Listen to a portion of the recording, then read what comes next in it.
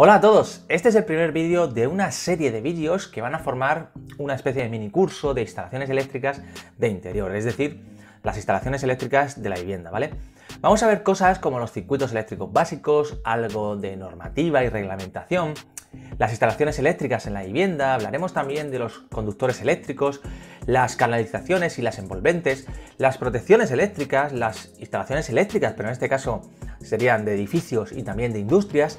Tocaremos temas como la luminotecnia y por último también hablaremos de lo que sería el mantenimiento eléctrico, ¿vale? ¿El total de vídeos? Pues no lo sé, pero creo que será bastante completo como para que tengas conceptos generales de instalaciones eléctricas, ¿vale?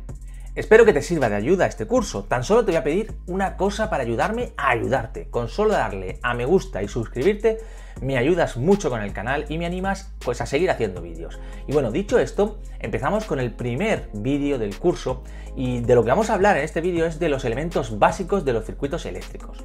Todo circuito eléctrico se compone de los siguientes elementos, como puedes ver en la imagen. Un generador eléctrico, que es el encargado de mantener entre sus bornes pues una diferencia de electrones o diferencia de potencial denominada tensión, de manera que cuando se cierre el circuito pues fluyan los electrones por el circuito de un borne a otro para restablecer el equilibrio electrónico. También tenemos un receptor eléctrico, es decir, que es el encargado de convertir la corriente de electrones que lo atraviesa o energía eléctrica en otro tipo de energía como puede ser luz, calor, movimiento, etc. También tenemos un conductor o línea que facilita la circulación de la corriente, siendo los materiales que se utilizan para la fabricación del conductor normalmente el cobre o el aluminio. Y también tenemos los elementos de mando, es decir, interruptores o sensores, ¿vale? Los cuales pues se encargan de abrir o cerrar el circuito, permitiendo el paso del flujo de corriente eléctrica.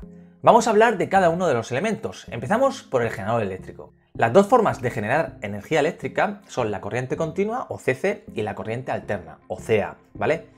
Existe una gran diferencia entre ambas, mientras que la corriente continua, aunque no sea constante, fluye siempre en un sentido que depende de la polaridad del generador, si es positivo o negativo. Y mientras que la corriente alterna pues fluye periódicamente en ambos sentidos, lo que implica que en cada ciclo hay dos instantes que la energía suministrada por el generador pues es nula. La magnitud fundamental que define un generador de corriente continua es la tensión o diferencia de potencial, ¿vale? Y su unidad pues es el voltio, el cual se escribe con la letra V. Las magnitudes que definen un generador alterna son dos. Por un lado, la tensión eficaz, que es uno de los múltiples valores por los que se pasa durante un ciclo y que se corresponde con la tensión continua que necesitaría cualquier receptor eléctrico para suministrar la misma energía en ambos tipos de generadores. Y la frecuencia, cuya unidad es el hercio y que es el número de ciclos que suministra el generador en un segundo. Aquí en la imagen puedes ver la forma de señal y símbolos de ambos tipos de generadores. La mayoría de los receptores domésticos son de 230 voltios y 50 Hz. Esto quiere decir pues que se apagan 100 veces en un segundo, o lo que significa 2 veces por ciclo, aunque el ojo humano no sea capaz de apreciarlo, ¿vale? Aún así suministran la misma energía que si estuvieran conectados a 230 voltios de corriente continua. El 99% de la energía eléctrica que se consume es en forma de corriente alterna, ya que puede ser transportada a largas distancias, pues es la única que se puede elevar o reducir su tensión mediante transformadores. Otra razón fundamental es que los motores de corriente alterna poseen mayor rendimiento y requieren un menor mantenimiento que los de corriente continua. El uso de la corriente continua se limita a aparatos de audio, vídeo, máquinas, portátiles, ¿vale? Que si bien cuantitativamente no es muy importante, el hecho de que se pueda almacenar y transportar mediante baterías o acumuladores pues le confiere grandes prestaciones. La corriente continua se obtiene de dinamos, lo que son generadores electrodinámicos, ¿vale? De baterías y de células también solares fotovoltaicas. Mientras que la corriente alterna pues exclusivamente se obtiene mediante un alternador, que es un generador electrodinámico de características constructivas similares a la dinamo, pero con mayor rendimiento y fiabilidad. Su funcionamiento se basa en la tensión que proporciona un conductor sometido a un campo magnético variable debido a lo que sería el movimiento. Bien, pasamos ahora al siguiente elemento básico de los circuitos eléctricos. Se trata de las líneas de distribución en corriente alterna. Si bien podemos encontrar líneas de alimentación en baja tensión de varias tipologías, las dos más frecuentes son las siguientes. Líneas trifásicas de corriente alterna o 4 hilos de 230 a 400 voltios, Como podemos apreciar en la figura, pues a las fases las denominamos L1, L2 y L3, o bien RST y el neutro como N. La tensión entre cualquiera de estas fases es de 400 voltios y la tensión entre cualquiera de las fases y el neutro es de 230 voltios. Y el otro tipo, que es la línea monofásica de corriente alterna de 2 hilos a 230 voltios. Como los alternadores monofásicos se limitan a pequeñas aplicaciones, por ejemplo, pequeños grupos electrógenos, pues este tipo de suministro partirá de un sistema trifásico donde simplemente hay que distribuir entre una fase L y el neutro N. En la imagen, PE indica conductor de protección o tierra. Este conductor es obligatorio distribuirlo a partir de una toma de tierra que se colocará en la propia instalación, con el objeto pues de enviar a tierra las corrientes de efecto que puedan aparecer, pudiendo así ser detectadas por un dispositivo de protección, que sería un diferencial y que corta el suministro cuando esto ocurre. Las corrientes de defecto circulan a tierra debido a la conexión del neutro a tierra que se hace en la red de distribución pública. Esto se conoce como red de distribución TT. Bien, el siguiente elemento es el receptor. El receptor eléctrico es el encargado de convertir la energía eléctrica suministrada por el generador en otro tipo de energía, como puede ser luz, calor, movimiento, como hemos comentado antes, ¿vale? Para ser utilizada por los usuarios. Atendiendo al tipo de suministro, los receptores pues, pueden ser o bien monofásicos, los cuales se alimentan a 2 hilos, o trifásicos, los cuales se alimentan a 3 hilos, ¿vale? Como se ha dicho antes, pues los alternadores, transformadores o receptores trifásicos poseen mayor rendimiento y prestaciones que los monofásicos. Por tanto, pues podemos concluir que para potencias altas, como puede ser en la industria, se utilizarán receptores trifásicos con objeto de evitar al máximo las pérdidas energéticas, y para potencias bajas, donde pues, no importa tanto el rendimiento, los receptores monofásicos.